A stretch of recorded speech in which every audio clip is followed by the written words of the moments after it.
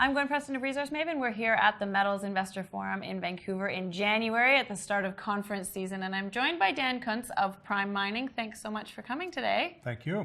So I've talked to my audience before about PRYM, so Okay. let's sort of do an update on what's going on with this rapid to development story, right? It is a true rapid story because as of September 3rd, we started trading. Right. About 5 days later, we were on site with permission to start opening up the roads. We had already received Tahito's permission. Yeah. And we started moving toward trenching.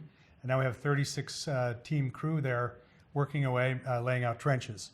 And in our case, it's pretty important, the trenching, because what we're trying to do is connect surface data to already subsurface drill data. Yeah. And none of this trenching has ever been done before. So it's a real opportunity for us. Yeah, it's a really interesting opportunity because we were saying before, outside, trenching's usually the first thing, and then you drill to show what's underneath. But in this case, there's actually defined mineralization at depth, and then there's a gap, and the assumption is that that's barren, but you're finding gold on surface. Correct, and you can go on surface, although this has a vegetative cover, and actually see these structures outcropping.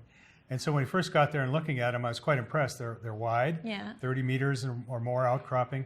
And so we just laid in fresh rock trenching. So they're chipping the actual structure material. They're very deep chips, so we're getting good samples. So we're sort of thinking of them as a horizontal drill hole. And then these trenches, when they're done, they're draped over the topography. And then the modeling is allowed to use the search radiuses to use that data to help project to surface. And so far we're doing very, very well with that. So I think that brings us to sort of the next point, which is the balance between pushing to production and figuring out how much exploration to do before you fully say go on that. And if you're having good luck with this trenching and there's some other targets you want to look at, this is a balance that you're having to reassess right now. One of these things I call a good problem because we are moving forward toward a production scenario, and that's always been the main thesis. We think it makes sense to put a heap leach in there, to do it low cost by using contractors, and basically focus on getting that cash flow going, getting some returns, and then start to look further. But what we're noticing now as this resource remodeling is going on is we may want to take a pause in that, not too long, but enough where we can do additional trenching and some drilling, and then reassess the resource again. But we are coming out with a new resource report. That'll be in about 3 weeks from now.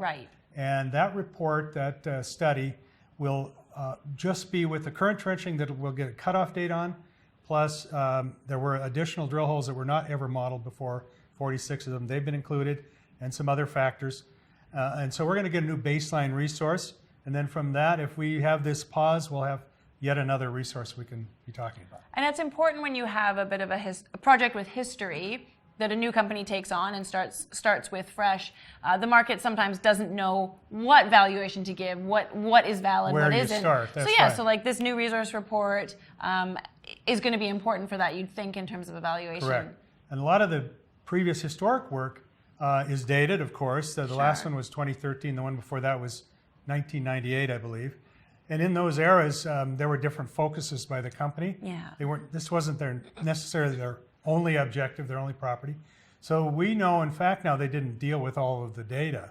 All the drill holes weren't included, and many other things. So when we got this, it's our only focus.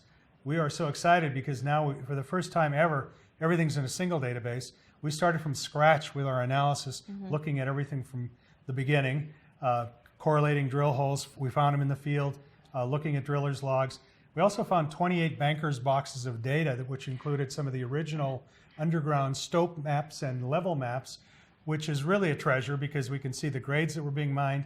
This is mining that happened in the 1700s up to about 1930 and then stopped. It's mostly the high-grade stuff that was taken out of the easy access areas, but they actually provided the target for the drilling.